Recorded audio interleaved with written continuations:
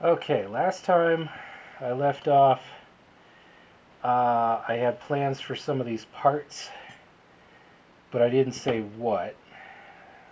And what I plan to do is homemade electroplating. So this obviously was a complete fail. This one isn't so bad, but you can see here the all this modeled stuff. That's zinc coating that isn't bonding to the metal, to the steel. So here's what I think I did wrong. Number one, I was using way too much current.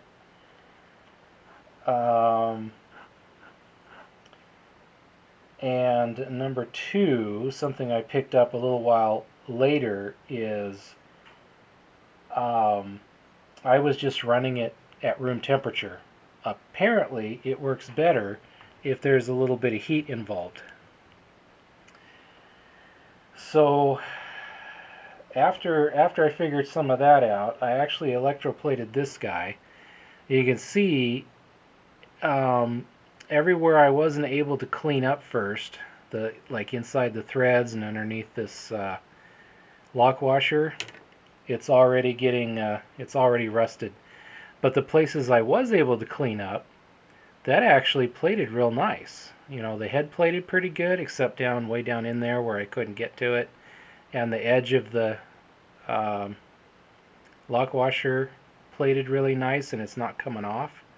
So that's with way less current, but still cold. I also did this guy.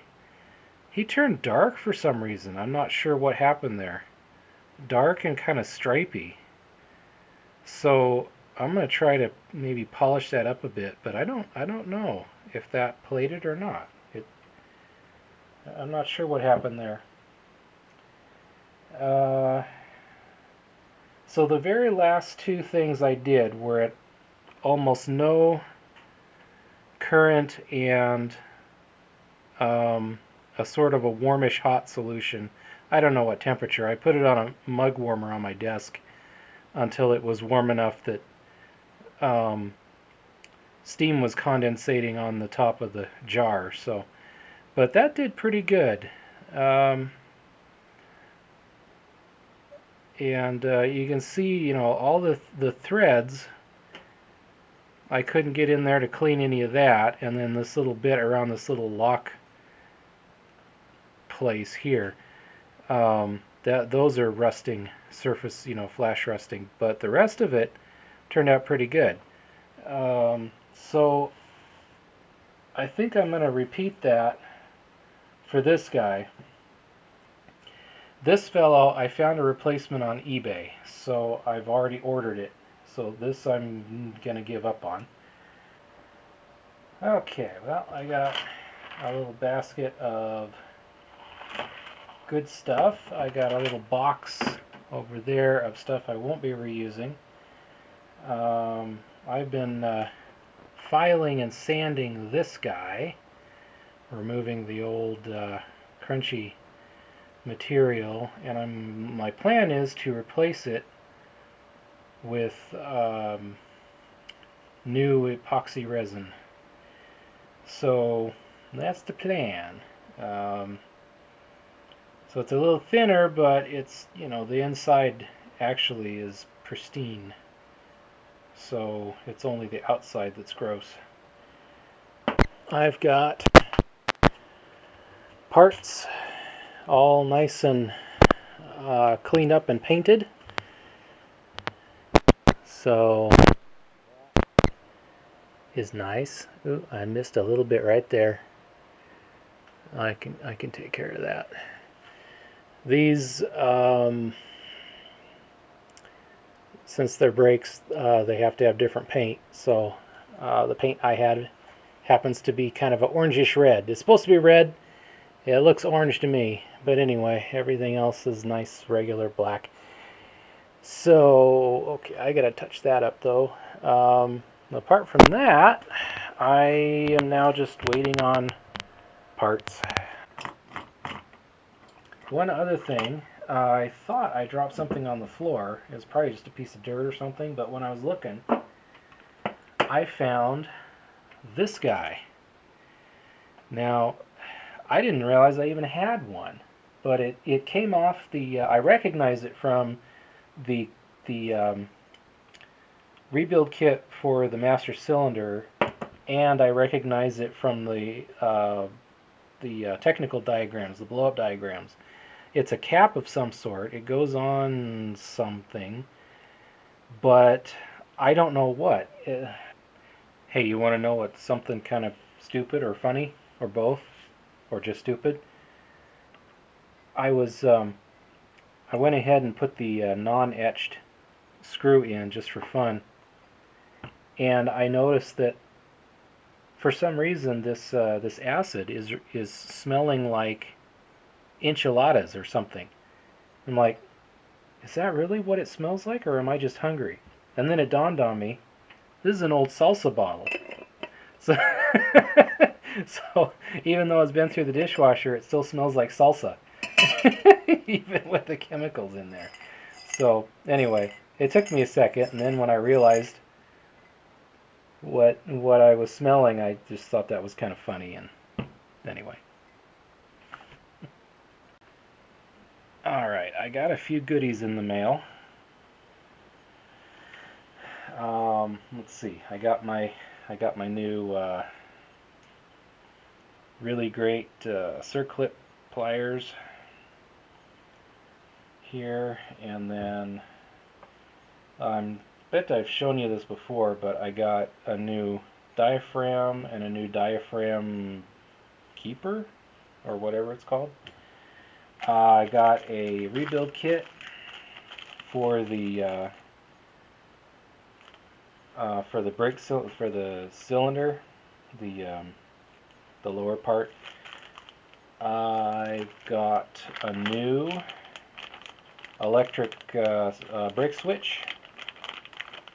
Of course, it's an electric one. What other kind of one? Yeah, it's a new switch for the front brake light. Front brake light.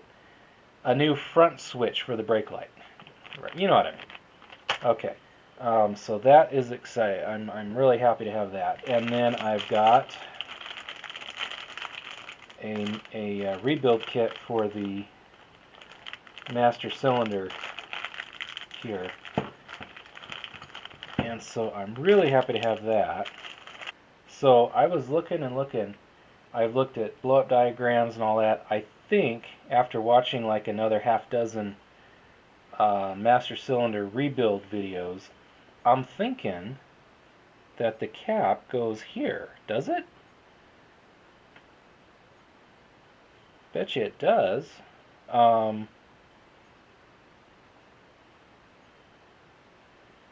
But I'm not 100% sure. But I think that goes on there, and then this goes on here, and that's how. Oops, that's how the assembly goes. The problem, the reason that I'm having trouble with this is because when I took the old one out, I had to use a punch to to punch it out because it was just really in there. It was just stuck. And it all came out at once, fell on the floor. I thought I picked everything up. Apparently I didn't, because there's this guy. And I've seen these, these are in all the rebuild kits, and there's even one of these in the blow-up diagram, but I haven't been able to figure out what it's for. Well, so I think I figured it out. Some kits come with this red grease that you're supposed to lubricate everything with. I don't know what that grease is made out of.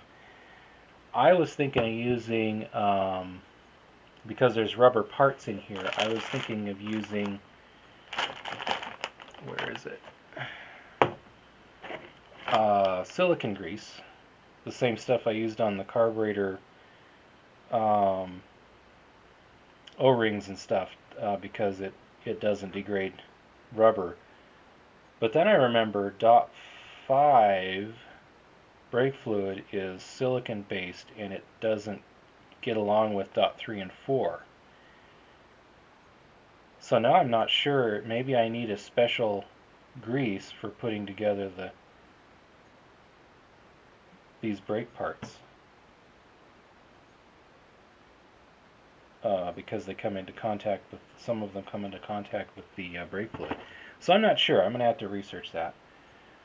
Another question I had is, there's a second hole down here, but it doesn't go anywhere. Is it supposed to? It doesn't. This one goes all the way through, and this one does not. Isn't there supposed to be a like one to allow fluid in and then another to allow the pressure to release? Or am I just not, am I just talking out my butt? Well, I don't know what the function of that hole is. If you put the thing in there, there's nothing in here. I mean, it's not like you screw it down or anything like that. This is held in by the 4 screws up top. So yeah, I don't know. Don't know about that one, but I cleaned it out anyway because I don't know, because that's what I do. Anyway, so before I put this together permanently, I'm going to publish this and then also ask about it on a couple of forums and give people a chance to either tell me, yeah, that's how it works, or no, you're being an idiot, don't do it that way. And of course, I just dropped it. So I'm thinking that's how it goes together. Just like that, except, this guy has to go on too. And then the washer, and then the circlip, and then the dust cover. So I think that's how that works. In the meantime, I hope you found this bunch of these various bits of me trying to figure this brake system out useful, or at least entertaining. And thanks for watching.